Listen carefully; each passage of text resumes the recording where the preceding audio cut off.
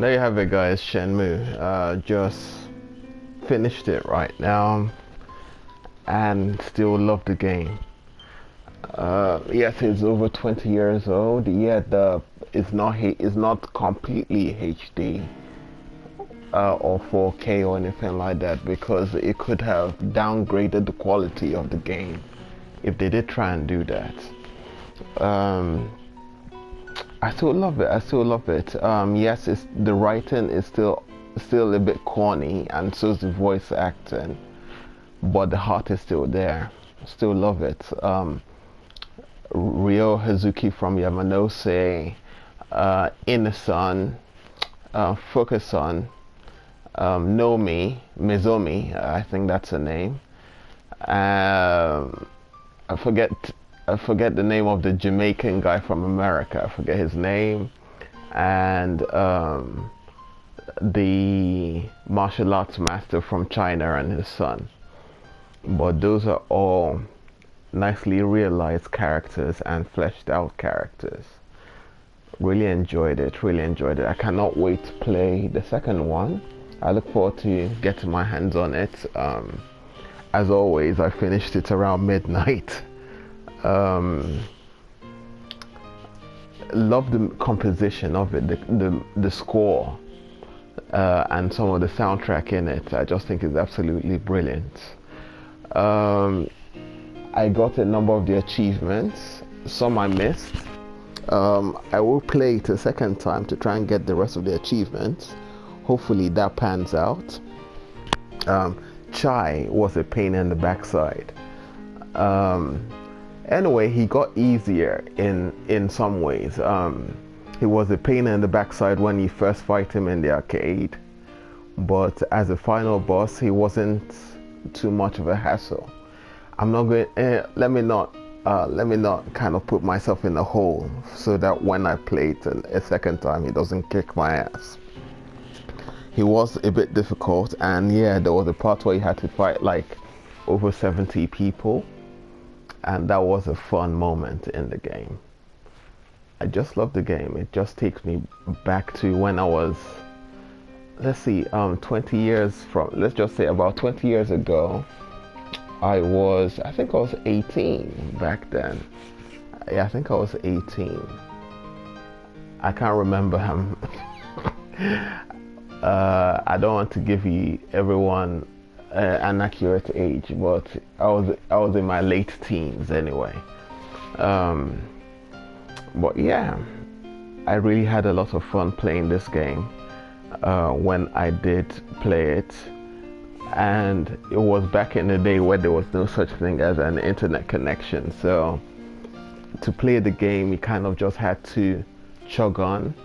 There was no such thing as YouTube where you could look for help on certain elements of the game, which is something I did this time round. But yeah, I had so much fun. The fighting was adequate. The open world was expansive, or open environment. Let me not say world. Open environment was expansive.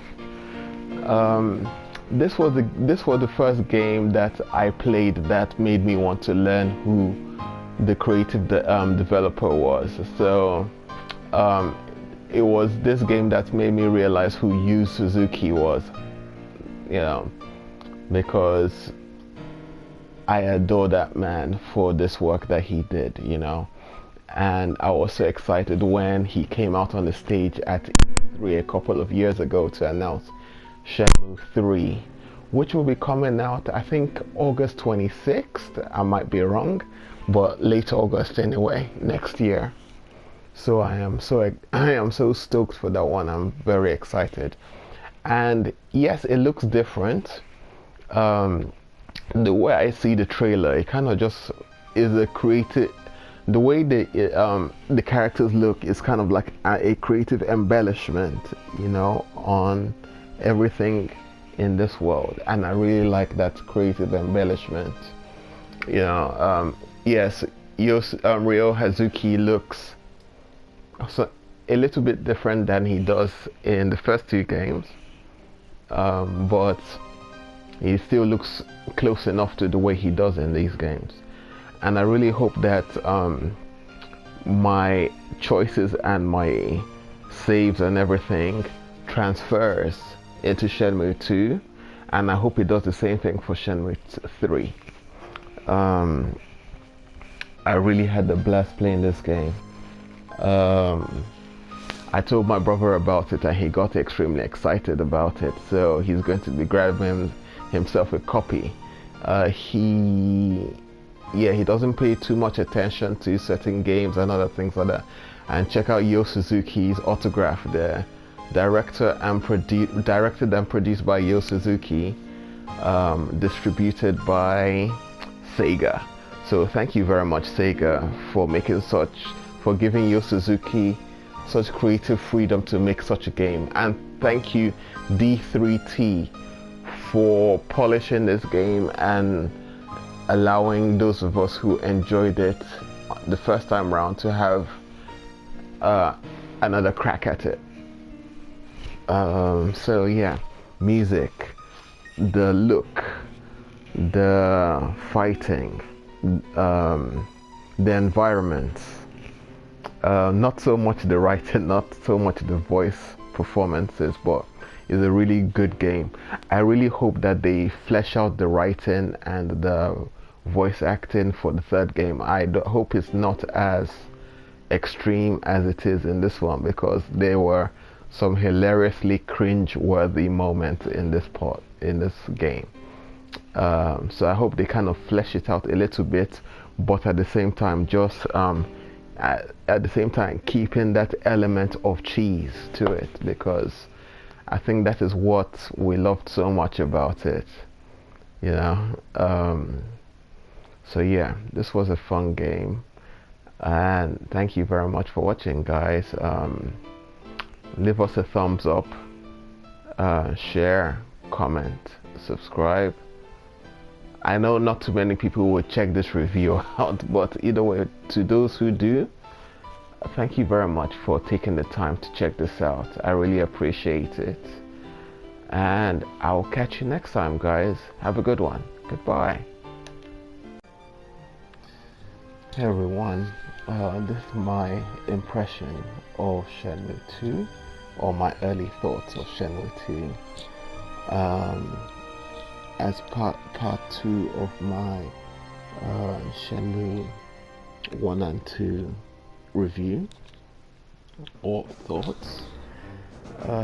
So as I kept on saying in my Shenmue review, the first one, I absolutely adore that game for everything it was trying to do, you know, and everything it did, you know, kind of reinventing or introducing new tropes into gaming. Well, Shenmue 2 is a decent game.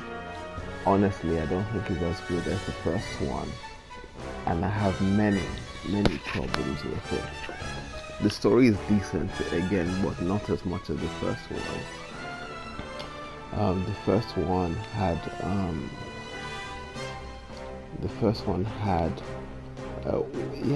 was just like a self-contained story, just like an isolated story. The second one went a bit grander. It was working quite well up to a point. It has some nice characters, some stupid characters. There's a character called Joy. Yeah, that's all. And there's another character, I forget his name. Well, he's the guy. Yeah, I forgot his name. Sorry, I'll remember later on. But it was okay.